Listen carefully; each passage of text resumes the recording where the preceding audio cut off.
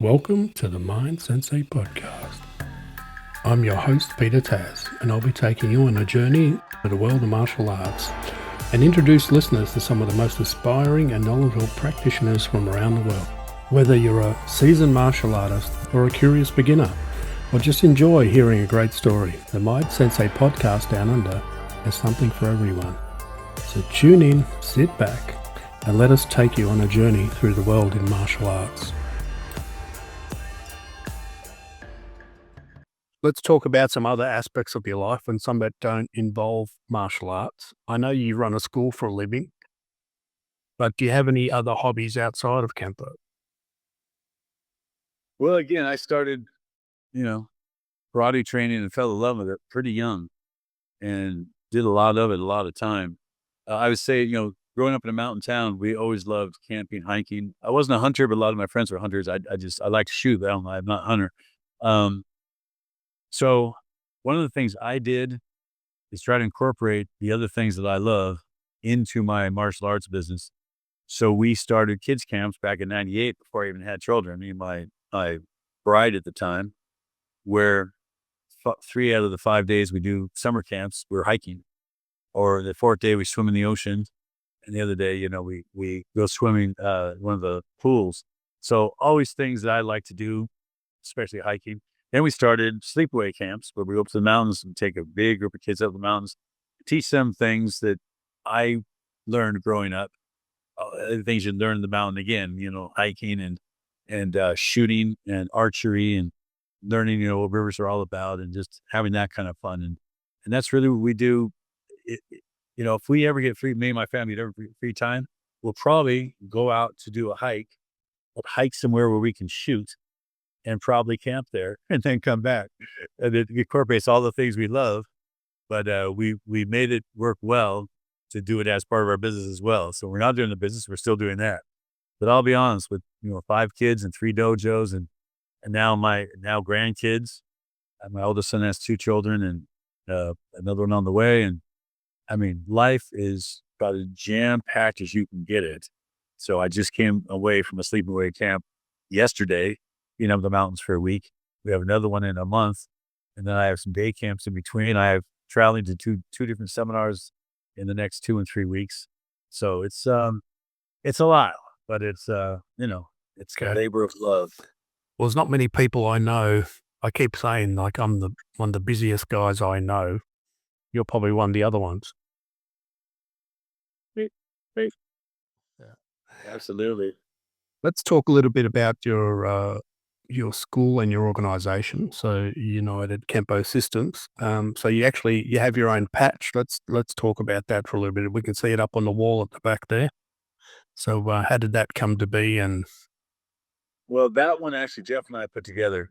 We changed the top of the patch. Instead of having the rounded top, we put it as a tori, an old, Japanese symbol to ward off evil and all that. But it was very reminiscent of martial arts, lots of things martial arts. It's interesting. Mr. Parker had the dome part of his patch, and the bottom was also circular. And he told me the reason he did that, his brother designed that patch. His brother David Parker designed that patch. He designed it that way so it fit inside of a circle. The old patch, left over right, and even the one with just the fist, were all in a circle. Everyone was into circular patches at the time. And he was one of the first guys even to have a patch. But he wanted it to fit inside a circle. Whatever reason, that's what he wanted. So he told his brother, have it so it's circular. And that's why he did that. We felt the tori was more, in line with, the ancient art. And, the reason and he's writing on his patch, you kind of know certain answers or you have an idea, but I want to hear what he says. He says, really just to, he says, this is not to give praise to the Chinese people or to that government or anything like that. Mr. Parker's very American. He's very pro-America on everything. And he says, it's really just to give credit where credit's due and to let everyone know that's really, the Chinese really were the ones to have the martial arts spring forward. Yes, it might have started in India and all that. But really, the Chinese are the ones who really started developing it. And from there, it went everywhere else. So I do want it. That was my way of saying, give credit to the Chinese for doing that. So we wanted to have that in there. We liked the tiger and the dragon, all the old symbols. But we did also put in the red, white, and blue at the bottom of the crest. The very bottom, the axe is to represent the idea that it's an American art. Red, white, and blue is, American art. Mr. Parker was very big on that. He got a lot of pressure from the Pacific Islanders many times throughout his career. I mean, he got pressure at some point from his old teacher, Professor Chow. But a lot after that. When I say pressure, no one really pressured Ed Parker, but they would come, especially around internationals times. A lot of them would come into the country and certainly into the state and into LA to see Ed Parker and a lot of their old friends. And they wanted him to rename American Kenpo and call it, Hawaiian Kenpo or Pacific Island Kenpo or something other than American Kenpo. And he tells me, he says, why would I do that? And he says, they're all in his living room. He said, this particular time, they were all in his living room, bunch of Polynesians. He said, why would I do that? Well, because, you're from the islands. He says, I'm an American. And he says, they all looked at him. And that's why I call it America. He says, if he says, I wouldn't have been able to do this in most other countries, would I? He says, no. He says, I could do it in America. Now, he got pushback when he went to open up his first studio, but it didn't last very long. And he opened up his first dojo. In the Bruce Lee movie, whenever that came out, 1995, I can't remember the name of the movie, but in a lot of other Bruce Lee books and things have written about him, they give the impression that when Bruce Lee tried to open up his first dojo in the San Francisco, that the tongs, he had to challenge people. All that stuff. That's all nonsense. That's the Ed Parker story. He didn't necessarily, he said, I didn't have to get permission, Bryan, but I did tell certain groups of people that I was going to do this. Now, through Mr. Parker's lineage, he has he pulls a lot of weight in that world. And so it's not just the Chinese tong and all. There's a lot of underworld organized crime families that had their hand in a lot of different, they controlled a lot of the martial arts back then, let's put it that way. And they did not want anyone open up any commercial karate schools because it was their sacred, it was their Asian thing.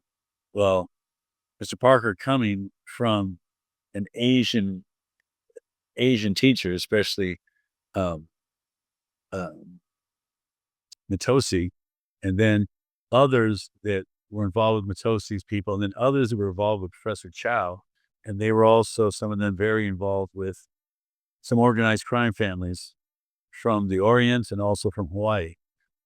And Mr. Parker, through those ties, you pull it all together with the fact he's a direct descendant of King Kamehameha, he pulled a lot of weight. Ed Parker pulled a lot of weight. So all he had to do was make sure a couple of his uncles, and he told me, some other guys, that this is what his plan. Now remember, the other thing that was making this a much easier path for Ed Parker, Bruce Lee, Ed Parker, was that he was going to open the first dojo in the United States with Professor Chow. That was the original idea. Mr. Parker came back and forth from Hawaii to Utah and Los Angeles, first Utah and then LA, setting everything up. And at the last minute, he tells me, he said, Bryan, at the last minute, the professor told me, I'm not going. What? I'm not going. But he says, everything's prepared. What do you mean you're not going? This is our thing. Nope, I don't want to leave the islands. He says, Bryan, that's the thing about a lot of island people. They get so comfortable there. All their lineage is there. They don't want to leave. He just didn't want to leave. So he says, all right, I'll do it on my own. And that's when he went over and did it on his own. And that wasn't the Bruce Lee story. Mr. Parker had already broken the ceiling, the first non-Asian to do that, but also the first commercial karate school. And he knew a lot of the head guys of all the underground karate schools in China and in downtown LA. He would still go visit them. Mike Pick and George Wake went with him to San Francisco a number of times and to downtown LA to meet some of these guys and some of these gatherings. Very interesting background how the martial arts and some of those groups are all tied together back in the day. So yeah, that's why we wanted to make sure it was red, white, and blue at the bottom. It's American art. That's why Mr. Parker said, I'm only allowed to do this. I am able to do this because I'm in America and we're a capitalistic society and I'm an entrepreneur and I'm opening up a karate school and that's that. I said, okay. And they stopped bothering him. He says at the meeting at his house is when they stopped bothering him because they used to bother him at other times, but they came to have this big meeting and he laid out, that's it. We talked about United Kenpo Systems and your patch. How many black belts would you have in your lineage? And have you mapped your family tree? I have not. A lot of guys have wanted to do it, and I've never said, yeah, go ahead and do it. I'm not sure. It's not a lot. It's maybe 80. Okay. It's got to be more than that. I don't know. I did Mr. Lelliot's recently and Oh, really? printed it and presented it to him at the camp.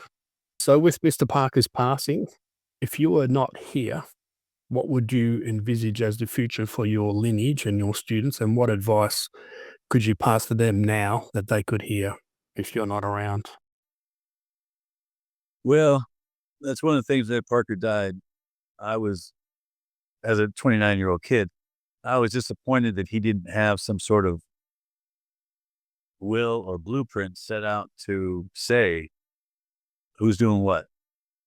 But and later on, I thought, maybe that was the master's master plan, is to make sure we figure it out. Let the dust settle. And it did. Boy, did it. So I have a plan.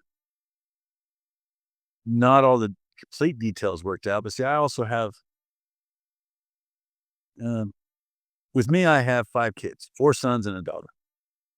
I already have them all heavily involved in Kenpo, helped me put on all the events, traveling with me, teaching. They all have their own careers as well, but they all do this.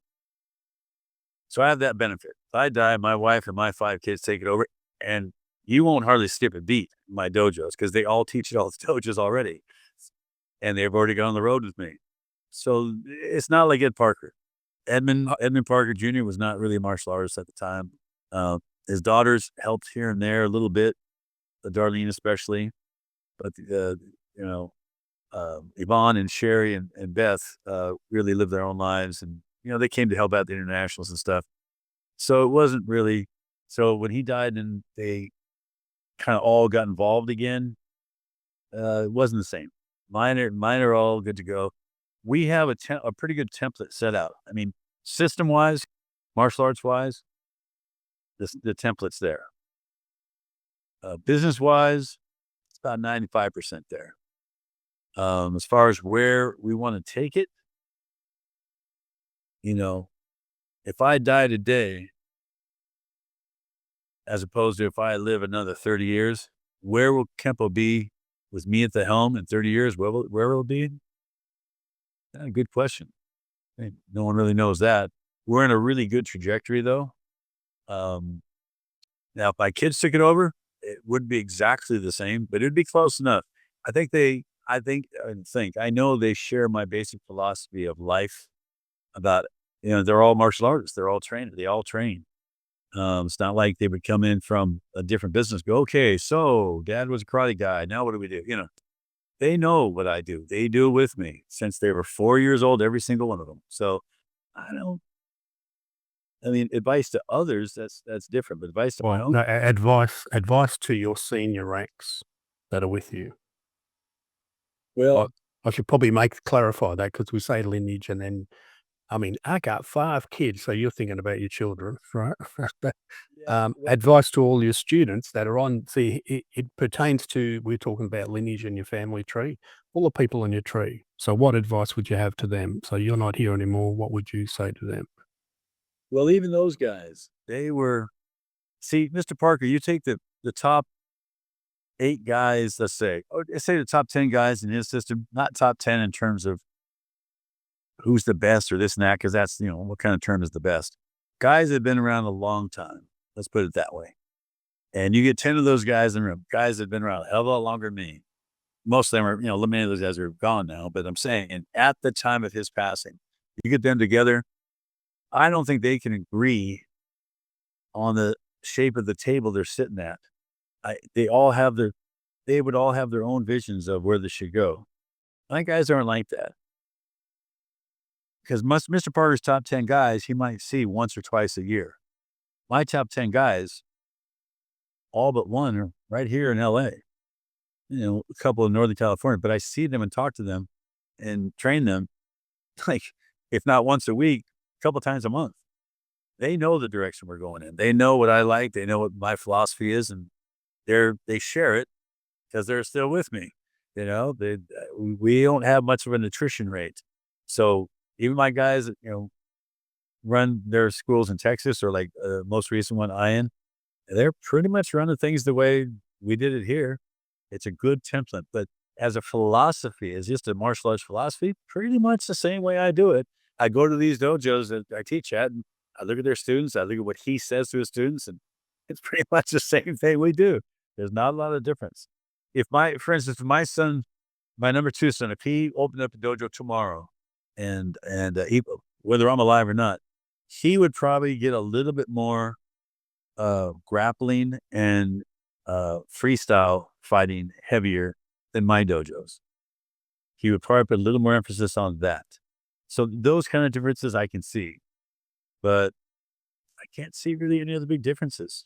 I can't. I don't. And there's really my top guys are good friends. They all get along. They all know each other very well. My kids know each other very well. They all get along. My kids know all the top 10 guys too.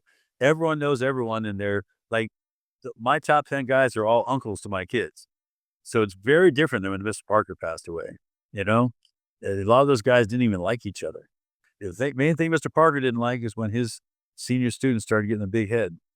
Says he really detested that. And after he died, I kind of separated myself from them. And one of them, I actually told them what he said about them, because I felt it was necessary. That person needed to hear it. And it actually, he said, "Thank you for telling me that. I'm glad I heard that, because we were not close at the end." I says, "I know, but here's why." And I told him, he says, "That makes sense." In terms of other Kenpo seniors, since Mr. Parker's moved on, do you still associate with other Kenpo seniors or have some as mentors? Someone recently asked me a similar question. And I mean, when Mr. Parker died, I looked around. Again, I was 29. I looked around and thought, and this is no offense to any of them, and all of these top guys, I said this to at the time, and I said, "No offense, gentlemen," because we had, as you may know, there was a senior council. You familiar with that? It was It was after, right? The American Kenpo Senior Council. American Kenpo Senior Council. We started putting that together in, I think, 1992, and we have a lot of those meetings out in Texas and stuff. And almost all the seniors would be there. The guys, what I called seniors, guys that all came along before me. Most of them far senior to Frank Trejo in terms of age and stuff, right? They'd all be there. Again, we couldn't really agree on anything. They all had their own way of doing things. I remember saying to a number of them, I didn't want to say it to the whole group because I thought that'd be offensive, but to each one, when the time was right, when they would ask me certain questions like, "Hey, if I do this," kind of ask me if I would come with them. Let's just put it out there. "If I do this, Bryan, you want to come with me?" I would always say, "No, Jeff and I have our own thing. We're good. Thank you, though." And then somewhere in there, I'd have to say, honestly, guys, when Mr. Parker died, I looked around, and obviously we don't have another Ed Parker, but I didn't see that I'm not a kid anymore, but I'm only 29. I can't see me going under anyone, any of you. And then independently, I would tell them, independently. And then as a group, I even said, there are some people here that I think are some of the most, like a couple of them, like Chuck Sullivan, for instance, one of the most honorable guys I've ever met. Fantastic. Chuck Sullivan, one of the earliest. Great guy. Mike Pick, overall, probably the most dangerous, skilled black belt Ed Parker ever had. I if I had to name one name, it's him. And most other black belts, high-ranking black belts who are still alive would agree. And but could I take one person? But see, they all had different qualities. Mr. Parker had all those qualities, so it would be hard for me to go to any one of them. Plus, I had been with Ed Parker for 3 years, not just as a student, but as a business, not a business partner, but I worked for him. I knew what his vision was. I knew how he thought. I knew he thought about things. I knew how he wrote things. It was very, you get to know someone. 3 times a week I was with this guy. I got to know him really well. And I didn't want to be under anyone.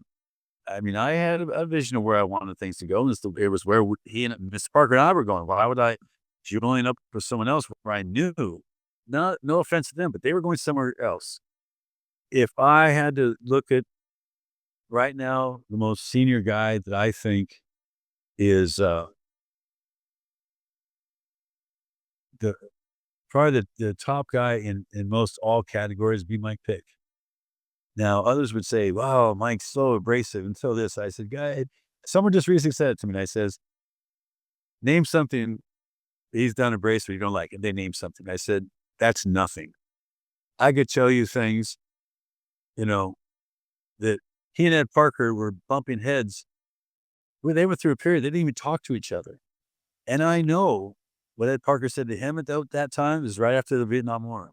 And I know what Mike Pick said to Ed Parker that time. And I know why they weren't talking to each other. And if you knew that, you'd say, oh, you're right. What I just said was nothing. No, there's some things there. But they got past it. But on the mat, and really as a man, as a philosophical mover, Mike's it. Mike, Mr. Parker said Mike was the only guy. Said Mike was by far, not anyone even close, by far his knife expert. He said Mike was the only guy who really understood the principles and concepts involved that Mr. Parker was trying to impart. And then he said, and Bryan, then Mike took what I was showing him and he would go work on it out in the mountains for a month by himself. He would come back and we'd go through some more stuff. And I'm like, Mike, you learned a lot up in those mountains, Mike is a student and he's a true master. He was an apprentice, and he was a journeyman, and then he became master. Mike is like something, but philosophically, he's incredible. He understands what Kenpo is supposed to be. Could I ever go? I never went under anyway. It was for that reason. I've been with Ed Parker, and that was it. He broke the mold. If I had to pick one guy right now that I would say I had the most overall respect for, is Mike Pitt. But there's others, like Chuck Sullivan. I still talk to Chuck every now and again, and he comes to our awards banquets every year, and a lot of these guys still come to our tournaments. We still see them once or twice a year, or I talk to them on the phone, or all the above. And just great, honorable men who go way back to the 50s and early 60s. Ray Nader's another one who didn't stay training, but he knew Ed Parker from early days. He has his grandsons are in their 30s training with us now, and he's 80 something now. So 88 or something. I don't know what it is. Anyway, but that's, senior wise. Yeah. You mentioned that Mr. Waite saved Mr. Parker's empire twice. George Waite? George Waite, yeah. Yeah, so I thought you said Bob White. I said, no, George Waite. Supposedly has my Australian accent. Yes, it is. Well, one of the times, I think this was the first time, there was a guy named John Thomas, I believe. His last name was Thomas. I think it was John Thomas. Back in the, I think it was the early 70s, I believe. I could have the dates a little wrong. But anyway, Mr. Parker franchised schools. And he put a guy named John Thomas in charge of it. Mr. Parker was on a roll, man. He was rocking with his internationals. Everyone knew him. Elvis was calling him every night to talk about religion. He still wouldn't go on tour with Elvis at that time, but all the team was all Mr. Parker's team.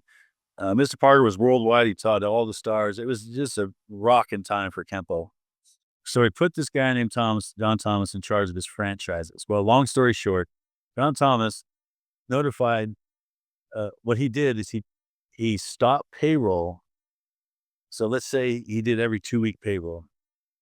He stopped the payroll of every dojo because they did it in such a way where they paid the payroll. He stopped it and gave a reason. Supposedly Ed Parker this, Ed Parker that. He went 2 more weeks and did it again. I think he might have done it a third time. And what he really was doing is keeping the money. This is all unbeknownst to Ed Parker. Keeping the money and then absconded with the money. So he left. And Mr. Parker ended up getting sued by multiple people for franchise, whatever. The guy running the West LA dojo even sued him. And I won't tell you that name, but it was bad. It was really bad.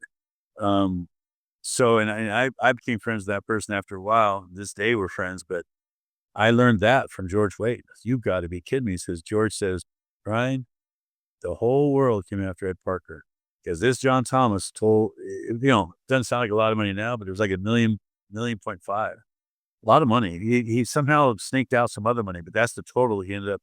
But it was all the lawsuits that got him too. And then of course all the franchises wanted to close and we're done, So Mr. Be over $10 million now plus. That is insane. It was insane. And lost the franchises. Now no one trusted him and they thought it was him. And so there's a story. There's stories behind that too, where there were, and let's just put it, how can I put this? There were friends of Mr. Parker's who were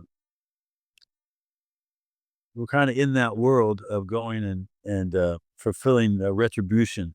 So he was offered by 2 or 3 people and groups of people to go end this John Thomas. And he said, no, my soul is not worth the money. He says, do not go kill someone because he bankrupted me. And that's what he did. He bankrupted Ed Parker. They wanted to come for his house. So Mr. Parker called George. George, I'm in trouble. George says, you home? He goes, yep. He goes, I'll be right there. George says, I got there and I ended up moving into the office and I lived there for about a month and a half. And I got a lot of our connections with the Presley Foundation. I got a lot of our connections with this and that. I put together a business plan. I changed this. I changed that. He says in 6 months, we were back up in business like nothing had happened. And he says, that was one of the proudest moments of my life. Mr. Parker had told me that, right? We were at some big banquet or something. Mr. Parker was speaking. I'm sitting right next to him. He's speaking. He says, and where's George Waite? There's George. George, stand up. It's a big banquet, right? Men, women, fancy dresses. And it was a first class dinner in tuxedo. He says, this guy here, George Waite, he saved my ass. I'm sitting next to him going, ooh, it's just not the crowd. He knew better than me, but you don't say that. He says, yep. He says, I went bankrupt. He saved my ass. And he did it with no strings attached, didn't want anything, nothing. He says he put together so many projects with me and the Elvis's team, saved my ass. And later, but prior, he told me he saved his ass twice. I'm trying to remember what's he referring to with the other one. It was some sort of real estate deal that'd gone wrong. And George came in and helped with that. George Waite was just one of those guys who was just an amazing individual. He worked for NASA at one point. He helped the rock group Crosby, Stills, Nash and Young at one point when they got in a slump or something happened with them. He helped them out. He got a lot of our friends out of jail when they got put in jail for various reasons. George had he had contacts everywhere. He seemed to know everybody. He was married to a Playboy playmate back in the 60s as well. He It was incredible. He was our recipient of our Lifetime Achievement Award. We called the Legacy Award 20 years ago. And I remember telling the story about everything. I had a list of everything George had done.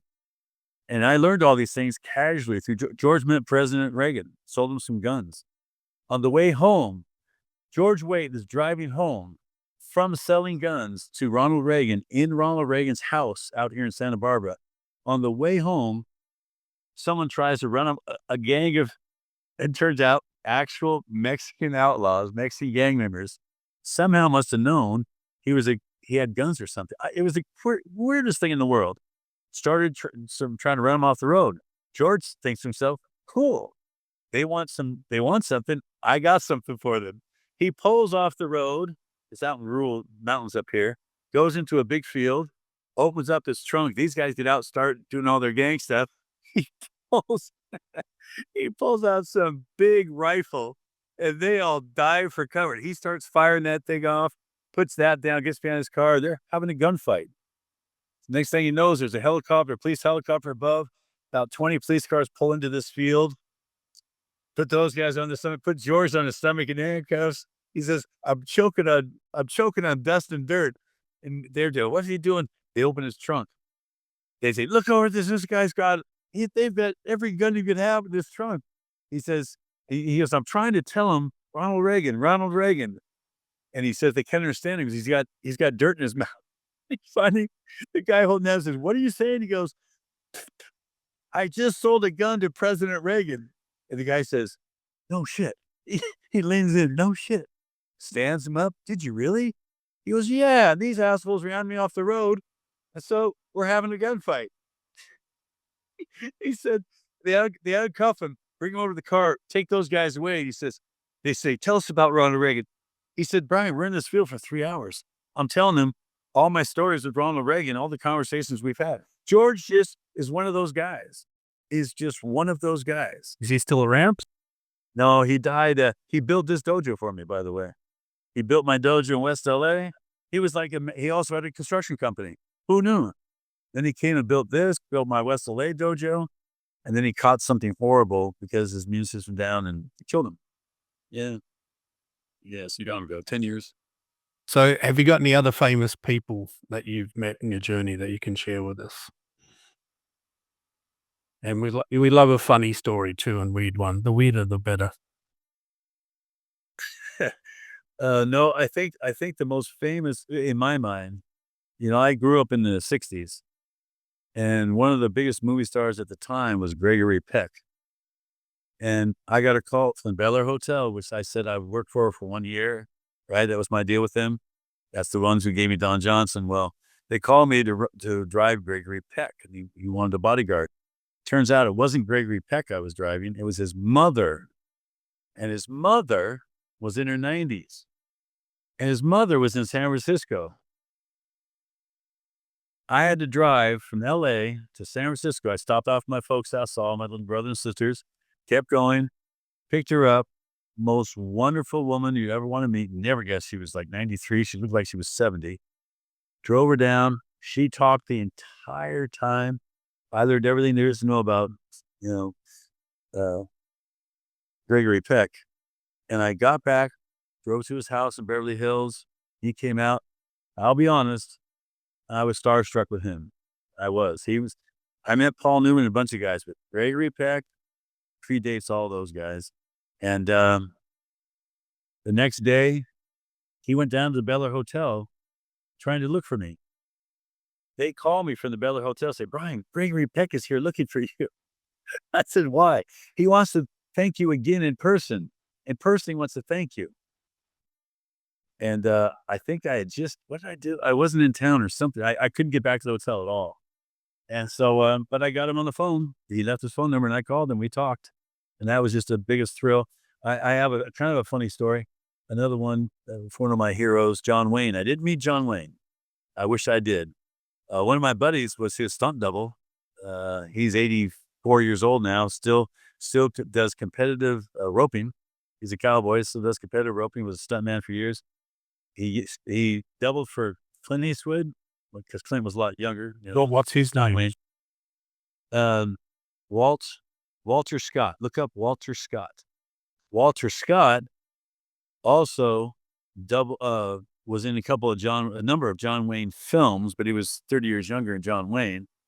And I'm 30 years younger than Walt. So Walt owns the ranch next to my friend Travis Fimmel, the Australian actor.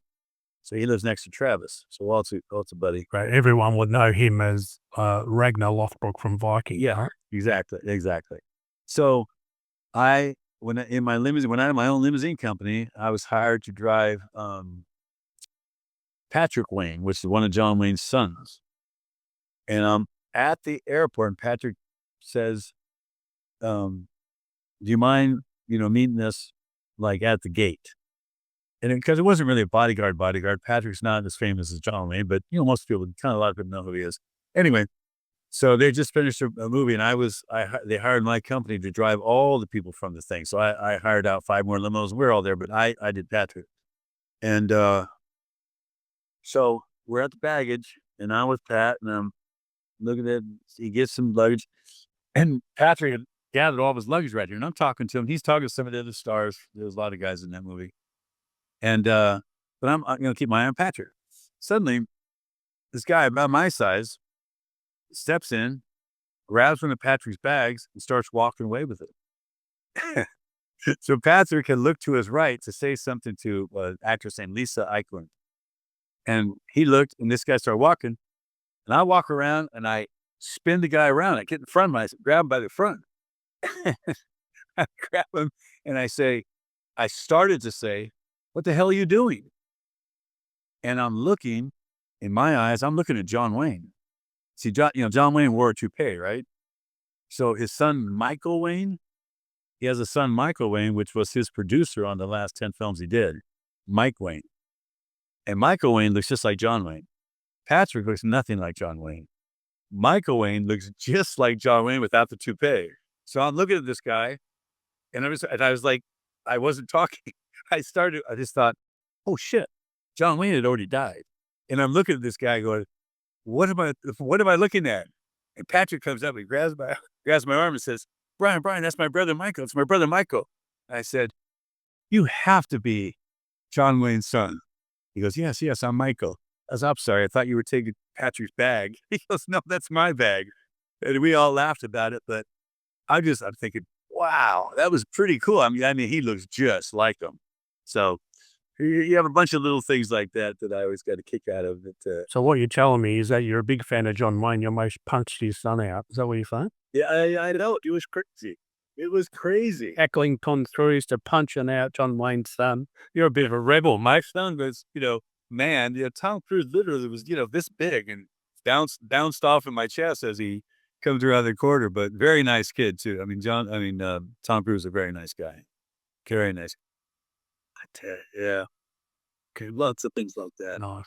Well, how has martial arts impacted your physical and mental well-being?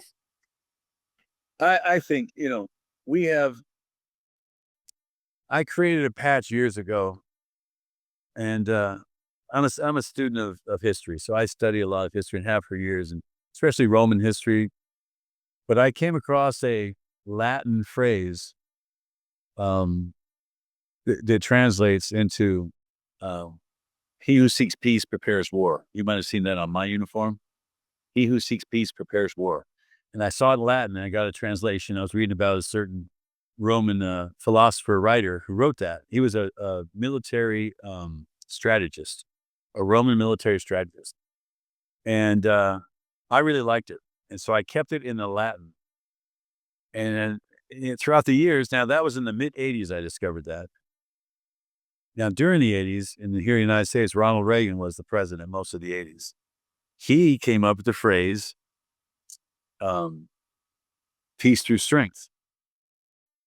Now, I read that phrase, he who seeks peace prepares war, and I had just recently heard Ronald Reagan say that, and I'm thinking, well, that's the same thing. And I started looking up that phrase and things like it, and so and back then, we didn't have all these computers. So I got different books, and I found one, George Washington, almost the same thing. Very, very similar, but it means the same thing. And it really is the philosophy of what we do in martial arts. I mean, what are we doing? We're training ourselves to, if we have to engage physically, we can become victorious. We take away those vulnerabilities. But one of the ways we keep our peace is by having an exterior exuding a way about you that exudes strength and power and confidence. So you don't ever have to fight. Show folks that you can handle yourself. Because that's the one thing all bullies, whether it's a whole nation that's a bully or a dictator or some kid at the park or some guy at the bar, whatever, they will always look for weaknesses or look for the weak. So peace through strength. He who seeks peace prepares war. Like you say, George Washington had one. So that's always been kind of our motto. And I came into that like 10 years after I've been studying the martial arts, but I realized that's kind of why I started the martial arts, is to get that strength and confidence. And that's been a really probably the primary motto of our dojo. Is you seek peace, prepare war, but it's really protecting our peace. It's all this is about. And if you take that same philosophy to your business life, it works. You take it to raising your kids, it works. It all works. Keep that philosophy, and it gets you through the ups and downs, your successes and your failures. Mr. Parker once told me, Brian, I want you to learn from me. He says, but don't just learn from my successes, learn from my failures. And I've had a lot of failures, Brian. And that's a lot of other things he told me. A lot of his business ventures didn't work. A lot of, things he reached out into did not work. But you just keep going and keep going. And, this is part of the journey. And that's part of what that helps me with. Martial arts in general made me understand what this is all a journey. If you're a Catholic or a Christian like I am, one of the philosophies and one of the ideas is at the end of your life, you're going to be judged. So all of this is just like a run through. I look at my kids and I try to see how they do in different situations, how they deal, how they handle good things, how they handle bad things. And then I give them a little advice. And then you watch them again as they grow. Well, our Christian faith, our fathers look at us and see, just throw stuff at us or have things happen to us and see how we perform. How do you handle the death of your brother? How do you handle this great success you've had in martial arts? How do you handle this? How do you handle that? And to me, that's what this is. The only one thing that we have complete control of in our life, there's only one thing, and that's how we respond to outside stimulus. So that's the martial arts, that's your wife, that's your family, that's your business. It's everything. We have control. And martial arts has helped me stay on that path of being in control of how you respond to whatever comes your way and through any one of your senses. How are you going to respond? Martial arts has kept me on that path, and I've learned a lot from Ed Barker about that. How do you stay motivated and continue to progress in your journey? Well, it really doesn't get stale for me. You might get tired of teaching, or, if you've done martial arts a long time, eventually, your knee's going to start hurting. I got 2 hip replacements back in, in 1999 and 2000. I was the youngest guy they ever put new hips in, at UCLA, and that was a lot of it due to just some early martial arts stuff. It was a lot of practicing, jumping off, tall places and rolling and getting ready, being the stunts. And also a lot of stupid living. For your body, this is hard on your body, physically, it's hard on your body. So yeah, there's a little bit of that, but I wouldn't trade any of it out. I look forward to at least certain aspects of the art every day. Being a business owner, there's some things I still really enjoy on some days, and some days I don't enjoy that thing anymore. But on those days I might enjoy that. That's okay. I don't want to do that, but it's okay. There's so many different things I have to do to keep it all going. But I never have finished out. I tell my kids this. I've never finished a class or a seminar or anything, a martial arts endeavor, even if it's just a class, and thought, yeah, I wish I would have, been hiking instead. I wish I would have done that. No, you may not want to drive to the dojo some days, but you're always happy you got there and did your thing. It's always been like that. Always been like that. And what advice would you have to someone starting out in martial arts? Well, start out young or do it as a part-time when you're first starting, because you're not gonna make a lot of money at first. If you stay in it long enough, I mean, I've been around a long time. We had multiple dojos. We do very well financially, but we didn't always. And at least when I first started out, I was, young enough and I didn't have any kids yet, so I was fine. So have a second career and then start your dojo, because it will be slim pickings for a while. And again, like you said, we talked about earlier, everyone who gets into martial arts business do it because they love teaching martial arts and doing martial arts. Remember, martial arts business is a business. The teaching is the fun part. It's all the other stuff that you're not going to you usually don't want to deal with, but you have to. And that's sometimes the most important part. So do it while you're young, and or do it as a second career on the side, because it's going to take you a while to build it up. And we spoke about before, you're talking about he who seeks peace prepares for war. That if you had to impart some wisdom or have another inspirational quote, I know that's one of them, for our listeners, what would that be? Probably that every day is a training day. I, personally, and I'm not saying this to, like a bragging or anything. I have a very hard time going on vacation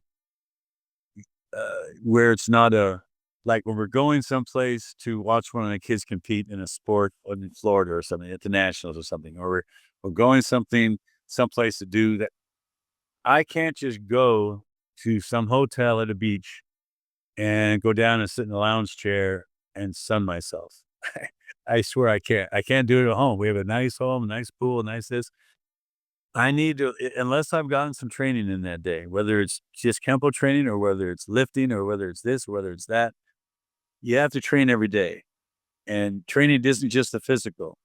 You have to train your mind. So either read a chapter of some good history, do a workout, do both.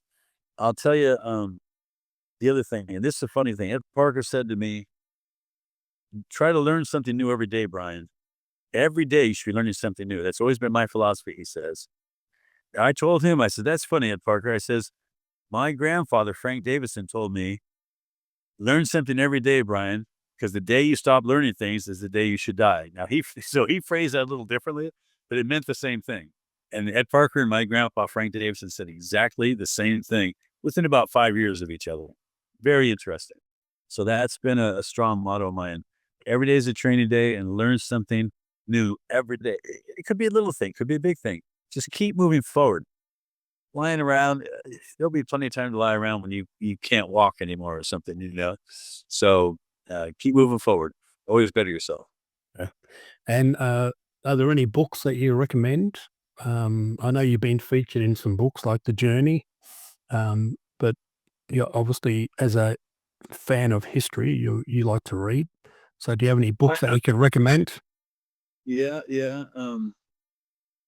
I think, well, probably the easiest one for me to recommend, and it's not just if you're an American, but as far as history goes, it's called The Frontiersman. Now, I heard about this book. Mel Gibson recommended this book to a friend, and who was on one of his films. I think was he on? He was on The Patriot, and he recommended that book. And he says it really gave him a much better understanding of the founding, those early days of America. And it's a true story, based all on actual events. And it goes from the time period of 1755 till I think 1820 here in the United States.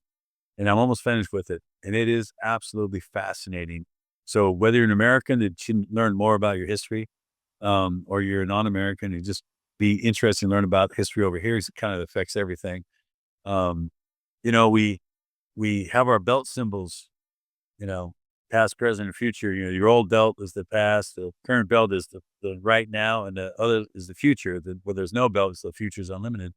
That's Mr. Parker always did that belt ceremony, and it always stuck with me.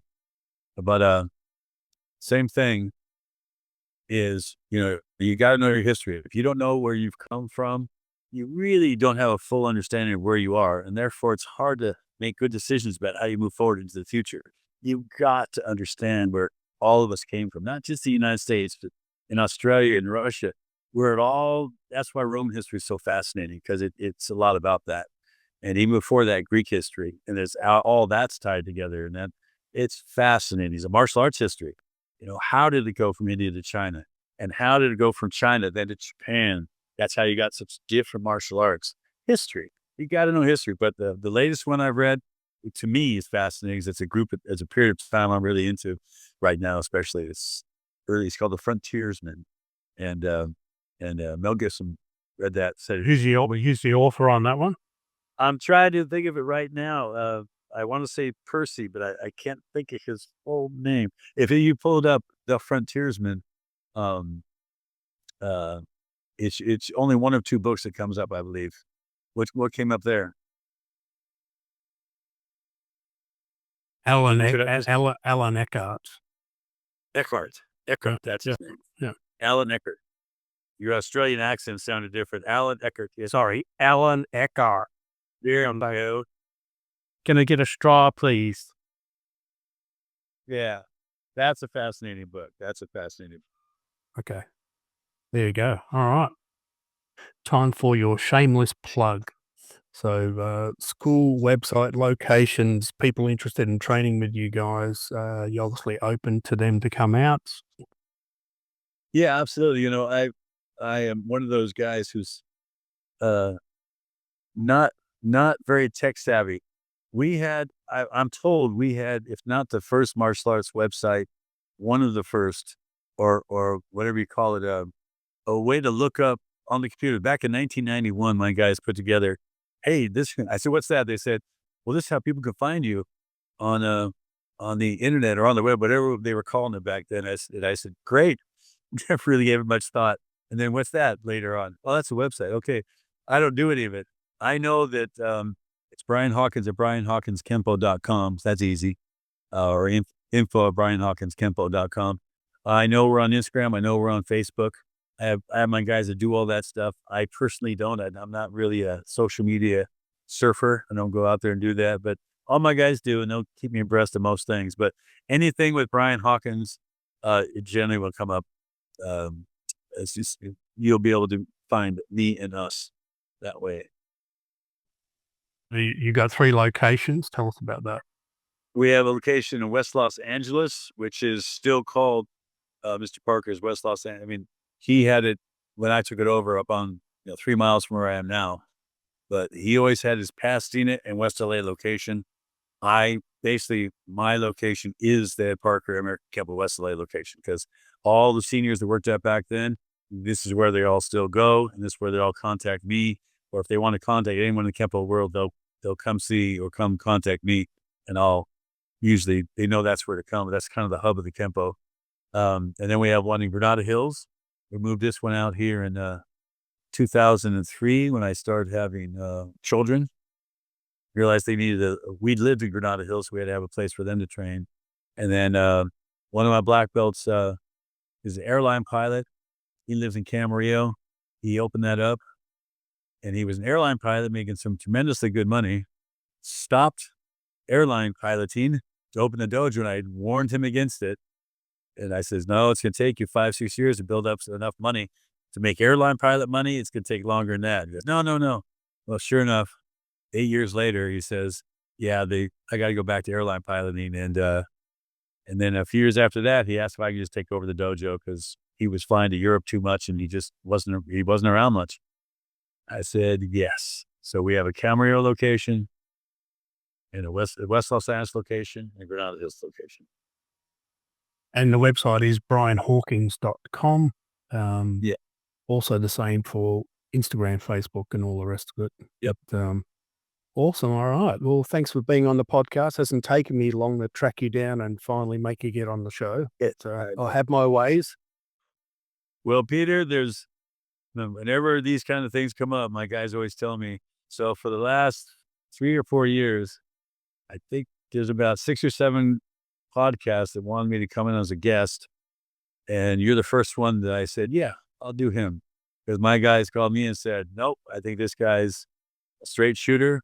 And then my pick was your greatest recommendation. He said, no, I think you can trust this guy, so you should do it.